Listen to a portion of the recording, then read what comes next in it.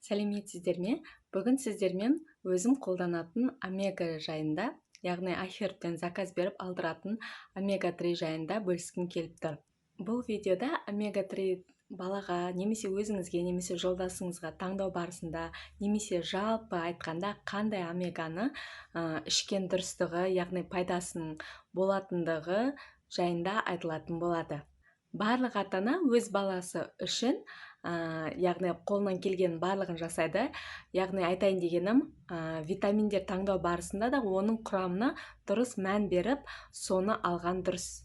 Яғни олардың пайдасы тезірек тиімді болу үшін. Мысалға, көбінде кейбір ата-аналар мультивитаминдерді беріп жатады. Оның зияны жоқ, әрине, бірақ та қандай да бір жетіспеушілік, анализ тапсыру барысында белгілі болса, сол жетіспеушіліктерді толықтыру барысында омега болсын, D3 болсын, тағы да басқа витаминдерді ішу барысында құрамына міндетті түрде зер салу қажет. Ең алдымен сіздерге айта кетерім, баланың денсаулығы ол ананың құрсағында жатқан кезден бастап-ақ сол уақыттан қалыптасады. Яғни біз балаға жүкті кезде дұрыс витаминдерді қабылдауымыз қажет. Мысалға, ең бірінші орында гемоглобин дұрыс болу қажет, анемияны алдын алу қажет. Сонан соң тағы да көпшілік білетін бұл омега-3 деген витамин, ол өте қажетті. Яғни баланың өсіп дамуына, миына, нерв жүйелеріне өте қажетті витаминнің бірі бұл омега-3 болып саналады.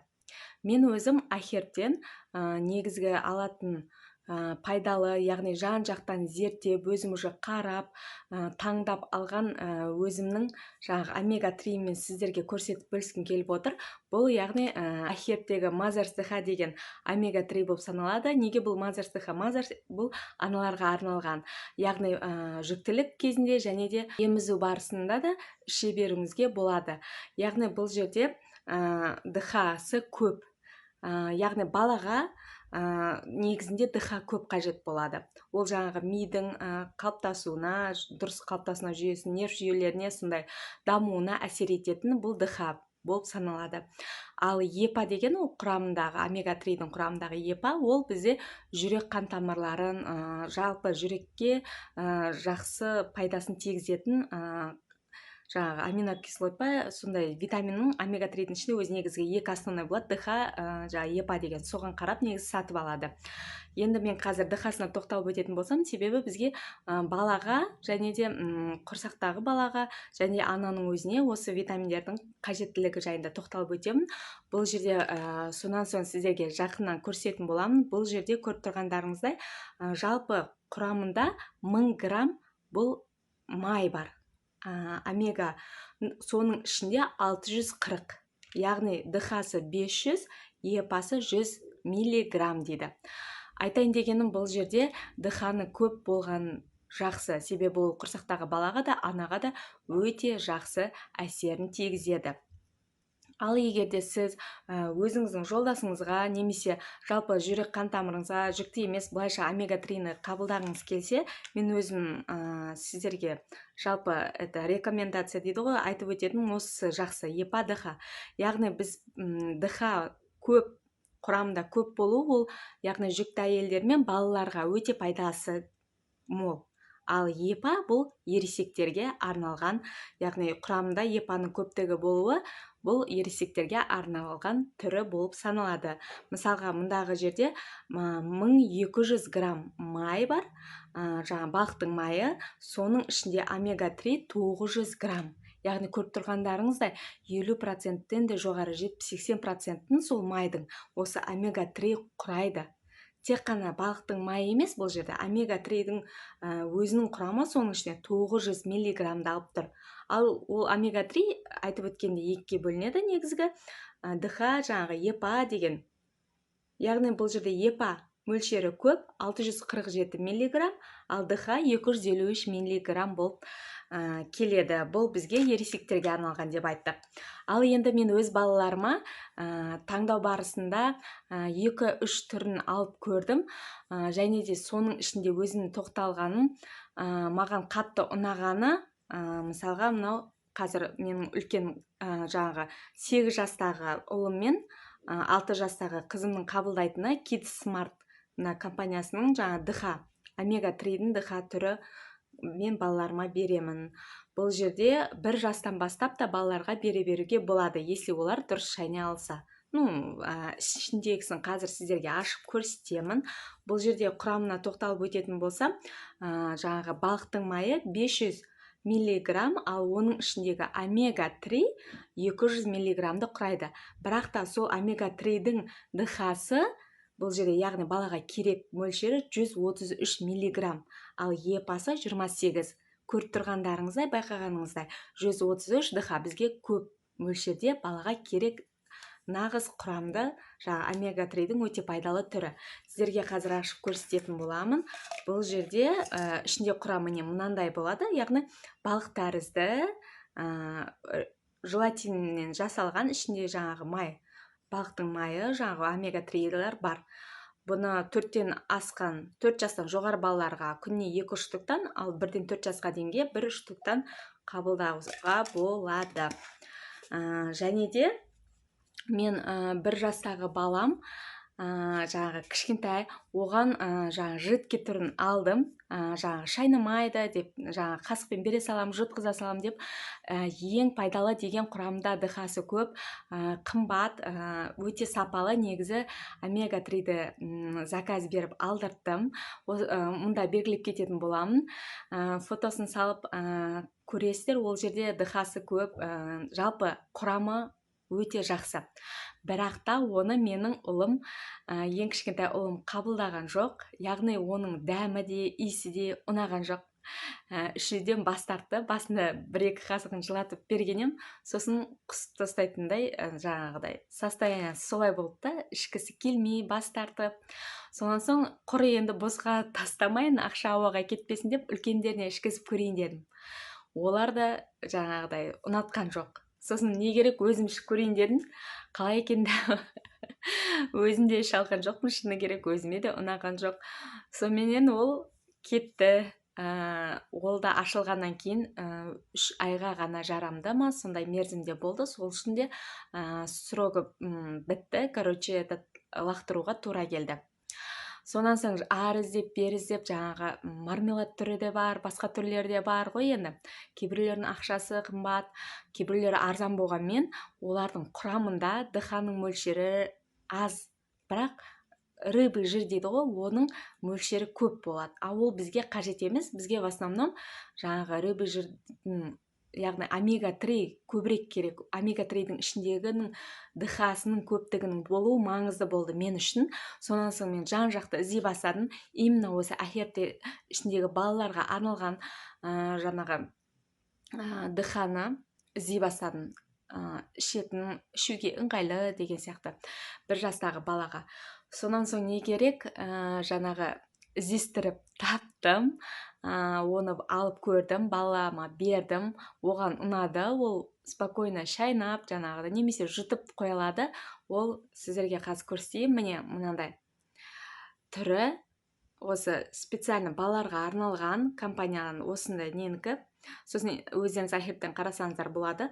Бұл жерде құрамы жаңағы рыбы жирден жасалмаған. Бұл водоросли дейді ғой, жаңа балықтар жейтін нелер болады, жейтін шөптері ма, водоросли деген болады ғой. Негізі балықтар соны жеп, өзінің денесіне құрамына жаңағы витаминдерді жинайды, омега 3-ларды, шөптерден жаңағы өсетін. Ал бұл именно сол балықтар жейтін шөптерден алынған, яғни пайдасы көп. Мысалға, кейбіреулер айтып жатады ғой, балықтың жаңағы печеньде жаңағы нелер қышқыл, жаңағы ртуть дема, сондай бір зиянды темір металдар жиналады деген сияқты. Ол да зиян. Кейбіреулерінде мысалға балық жемейді, аллергиясы болады деген сияқты. Сондай балалар болса, оларға мысалға осындай водорослиден, яғни вегандар сияқты ғой, ет жемейтін нелерге арналған ДХ-ның түрі, яғни омеганың түрі. Енді мен баламда әлі балық беріп көрген жоқпын, себебі ауырып қалған кезінде біз не берген едік, дәрі, пенициллин, яғни аллергиясы бар. Сондықтан қорықтым. Сөйтіп мен рыбы жирі емес, осы жаңағы водорослиден жасалған омега 3 түрін іздеп, сосын таптым. Жалпы айтатын болсақ, бұл жерде не только жаңағы омега-3-дің ішіндегі именно дхасы ғана бар. Дхасы 100 миллиграмм, сонымен қоса витамин А бар құрамында. Витамин А бұл тоже көзге жалпы пайдалы май витамин түріне жатады. Сосын көзге арналған лютеин дейді ғой. Жалпы денсаулыққа пайдалы, құрамы өте жақсы, бағасы да негізі жақсы. Бірақ не керек, баламызға ештеңе аямаймыз демекші. Бұл витаминді ең жақсы жері 6 айдан бастап қабылдай беруге болады. Оның ішуін, несін қалай қабылдауын интернеттен қарасаңыздар болады. Жалпы мен міне қазір сіздерге ашып көрсететін боламын. Ішінде осындай кішкентай, осындай дөңгелек мынандай шарик сияқты не болады? Омега-3 осылай капсула сияқты жасалған. Бір штуктан беремін. Өзі сұрайды, жақсы көреді, дәмі жақсы, мен өзімде жеп көрдім. Жаңа капсуланы тістеген уақытында апельсинмен жаңағы кішкене енді омега-3-дің өзінің балық емес, какой-то бір майдың дәмі шығады. Но андай сасық емес, бұрынғыдай басқа омега-3-ларға қарағанда иісі, жаңағы құрамы маған өте қатты ұнады. Яғни бұл жерде артық иіс жоқ, дәмі де өте жақсы, бала жақсы көріп жейді. Сол айтайын дегенім, өз балама, кішкентай балама осы түрін беремін, ал үлкендеріме мына түрін беремін. Сонымен қатар мен басқа да түрлерін алып көрдім. Құрамымен сәйкестендіріп, кейбір мысалға қараймыз ғой омега-3-ларды. Оның құрамында жаңағыдай бағасы арзан болғанмен бір капсула емес, 3-4 капсуламен, мысалға күніне 3-4 капсула, 3-4 жаңағы мармелад бірдеңе түрін жеу керек, ішу керек, шайнау керек болады. Ал мен ондай түрін ол артық былай қарасаңыз, бәрібір соның қымбаттаудың бағасы шығады. Сол үшін де артық оны шығындалып, жаңағы не істеп жүргеннен көре пайдалысын, бағасын нормальнысын, таңдап алдым. Өзіме ұнады. Жаңағыда не дейді, нәтижесі дейді ғой, соны көріп жатырмын. Яғни мен балаларымда кейбір жаңағы қолдарында немесе беттерінде сухость байқалатын кожасының, қалай осы омега-3-ді ішіп бастады, солар кете бастады. Және де жаңағы білім зейін дейді ғой, қабілеттілігі ашыла бастады. Тағы да не айтсам екен сіздерге, жалпы өзімнің рекомендациям осы. Мысалға, мен өзім дәл қазір кәмәші мама ретінде осыны ішем. Сонан соң жолдасыма немесе жалпы ересек адамдарға, енді өзім іздеп қараған ішінде осы жақсы болды. Неге осы жақсы? Басқаларда да бар ғой, мысалға басқа деген, Gold деген жаңа компаниялардың несі көп қой, түрлері. Олардың да витаминдері бар, жаңағы тоже көп, дхасы несі бәрі жақсылары бар.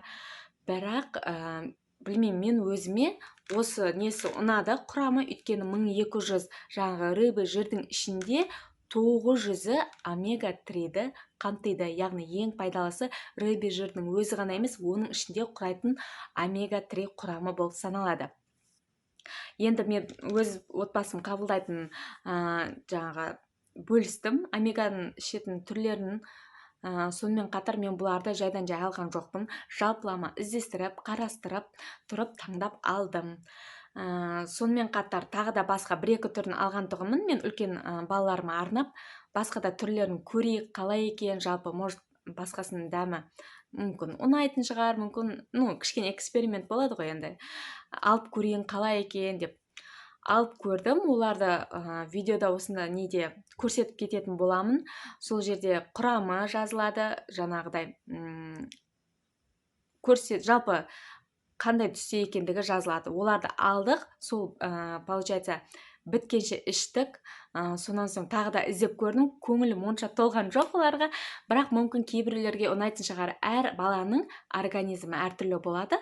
Сондықтан әрқайсына жаңағыдай дұрыс таңдау жасау үшін кішкенеден беріп көру керек. Мысалға, жаңағы жидкий түрі омеганың жаңағы құрамы өте пайдалы, жақсы деген, ол нордик па, қалай бірдеме деп аталатын тұғын, сосын салып өтетін боламын фотосын видеомонтаж жасаған уақытта. Сол пайдалы болғанмен менің балаларым ішуден бас тартты. Кейбір балаларға мүмкін ұнайтын шығар ондай дәм. Сондықтан мысалға әр ата ана өзінің отзывдарын жасады ғой, мысалға iHeart'те де басқа жерде де отзыв жазғанмен әр бала әртүрлі болғандықтан өздеріңіз алып соны жаңағы қабылдап пайдалану арқылы көз жеткізулеріңіз керек деп ойлаймын. Жалпы айтатын болсақ, баланың денсаулығымен қоса өз денсаулығымызды ұмытпайық. Әрқашанда деніміз сау болсын деймін. Барлықтарыңызға тек денсаулық, бақыт тілеймін. Каналыма тіркеліп, лайк басуды ұмытпаңыздар, және де өз ойларыңызбен бөлісе кетіңіздер. Сұрақтарыңыз болса, комментарияға жазып кетуді ұмытпаңыздар.